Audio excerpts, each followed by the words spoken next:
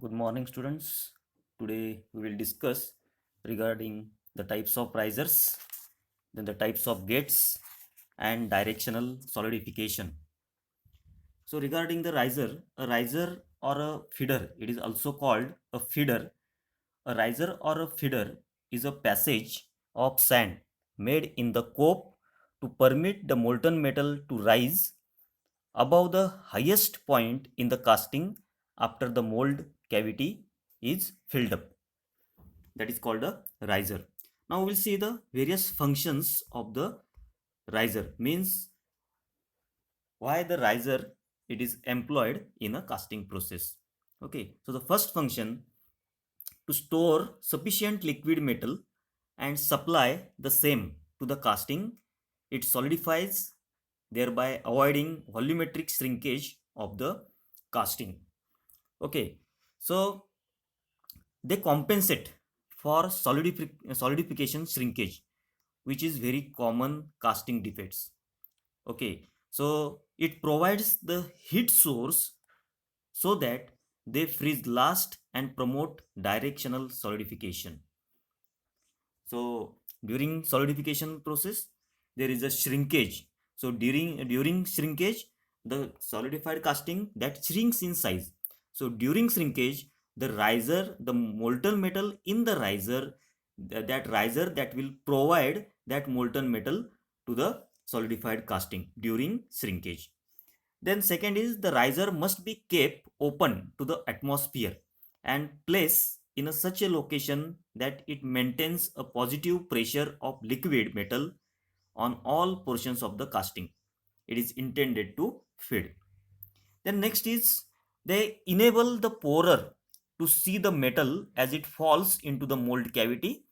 If the metal does not appear in the riser, it indicates that the mold cavity has not been completely filled up.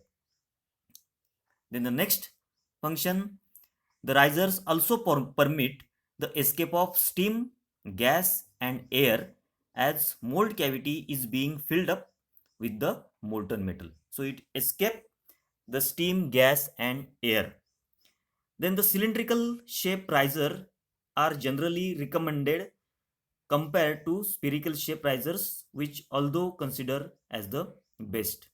Okay, so these are the some functions of the risers.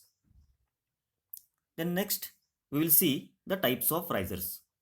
So there are two types of risers, or you can say the three types of risers. So first it is a top riser, second it is a blind riser, and third it is a internal risers. Okay, so you can see in a diagram there is a pouring cup, there is a sprue. So material, molten material or molten metal, it is poured in a sprue and then it will enter into the mold cavity through the small gate you can see in a diagram.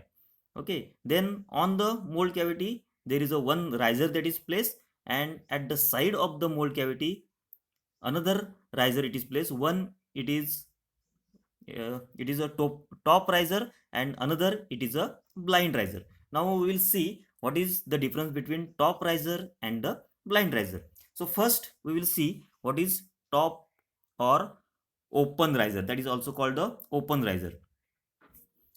So open riser, in this type the upper surface of the riser is open to the atmosphere and the riser is usually placed at the parting line.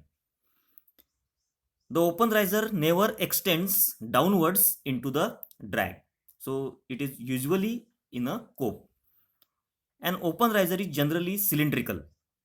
The liquid metal in their riser is fed to the solidified casting under force of gravity and atmospheric pressure till the top surface of riser solidifies. So this is regarding the open riser. Okay, now the next type, that is a blinder riser, or it is also called the side or blind riser. A blind riser is a cavity in round shape formed on the top or side of the casting. It is surrounded from all sides of molding sand. A vent may be provided at the top. A vent is provided for proper feeding of the metal to the casting by gravity if vacuum is created between top of the riser and liquid metal level. So you can see in a diagram, so there is a riser that is placed in between the sprue and the cavity. You can see there the riser, it is surrounded by molding sand for all the sides. So for that it is called a blinder riser. Okay, now the next, that is we will see the various types of gates.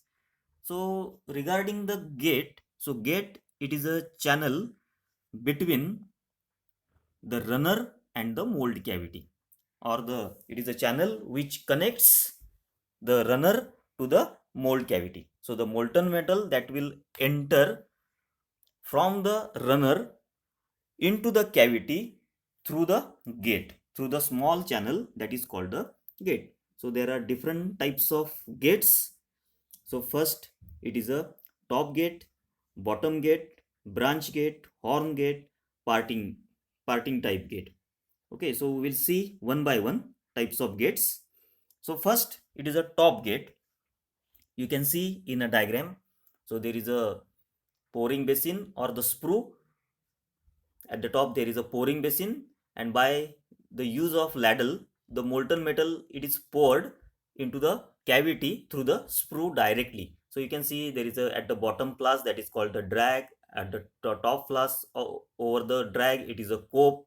Okay, and the cavity, so it is a split pattern. So half of cavity it is made in a drag and half of cavity it is made in a cope, and then two boxes that are aligned, and only one sprue is there. Also it acts as a riser. Okay, so in this type of gating, molten metal enters the mold cavity from the top. So there is a one disadvantage of the top gate. More mold erosion is there because metal falls from a height in the mold. Okay, now the hottest metal remains at the top of casting. This promotes directional solidification from the casting towards the grate. So this is the advantage of the top gate. So the hottest metal that will remains at the top of the casting. So it promotes the directional solidification. Then next type of gate, it is a bottom gate. So in this type of gate, the molten metal enters the mold cavity at or near its bottom. Okay, so the advantage is that it minimizes turbulence and erosion in a mold cavity. Okay, so that was a disadvantage of the top gate that is eliminated here. So it provides a smooth flow of molten metal, so there is a less erosion of mold. But in this, hottest metal remains at the bottom and coolest material at the top, which causes problems in a directional solidification. So that will be the disadvantage of the bottom gate. Next gate, it is a horn gate. This type of gate, which is a part of the pattern with smooth curves and progressive change in dimension, is designed to minimize mold erosion and oxidation of the molten metal. So you can see in a diagram. Now the next type of gate, it is a parting type gate. So in this type of gate, molten metal enters the mold cavity at the parting line. So it is a compromise between top and bottom gate, and mostly it is used. So you can see here there is a parting line. It is a surface between the drag and the cope. So that is called a parting line. The cavity it is made in a drag, and the two passages that are for the sprue and the riser, that is made in a cope. Sprue, it is a passage that is made for pouring the molten metal into the cavity, and after filling the cavity completely, the molten metal that will rise through the riser that is made in a cope by using another sprue pin. Okay, so that type of gate that is made on a parting line. Okay, so you can see in the diagram, on a parting line, you can see the gate.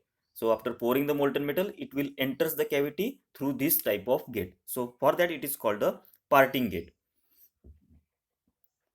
Then the step gate.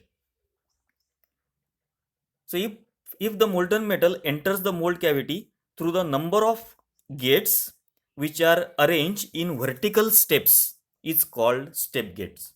So this ensures a gradual filling of the mold without any mold erosion and produces a sand casting. So generally they are used for heavy and large castings.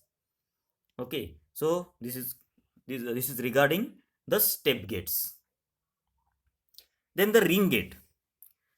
If a number of small gates conduct the metal from the circular runner to a mold in the center, that type of gate it is called a ring gate. So you can see the cavity and it is surrounded by the circular shape runner, and it is that runner it is connected to the cavity by number of gates, that is called a ring gate.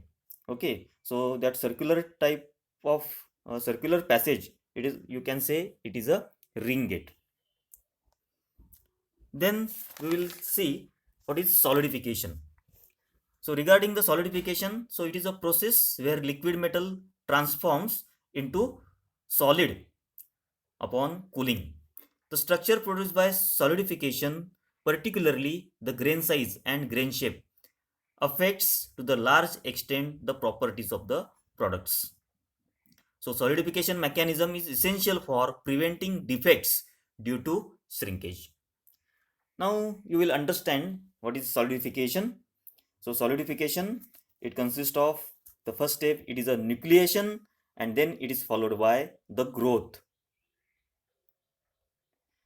The basic solidification process involves the nucleation and the growth. So nucleation involves the appearance of very small particles, or it is also called the nuclei of the new phase, which are capable of growing. During the growth stage, these nuclei increase in size, which results in the disappearance of some of the parent phase. The transformation reaches completion if the growth of these new phase particles is allowed to proceed until the equilibrium fraction is attained. So you can see in a diagram. So in a first diagram, you can see the nucleation of crystals. Then second is the growth of that crystals. Third is irregular grains form as crystals grow together. And the fourth diagram is the grain boundaries that are formed, that can be seen in a microscope. So that is a there is a this this is the solidification that consists of nucleation and the growth.